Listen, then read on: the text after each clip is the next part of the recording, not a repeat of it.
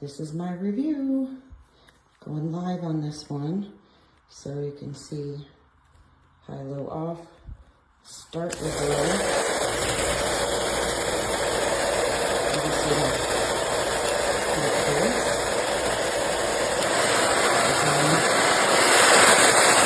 Very, very, very powerful.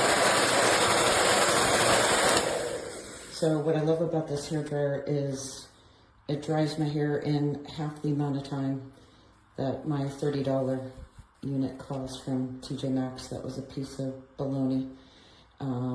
Anyway, I love it. I can't believe what a difference it makes on styling.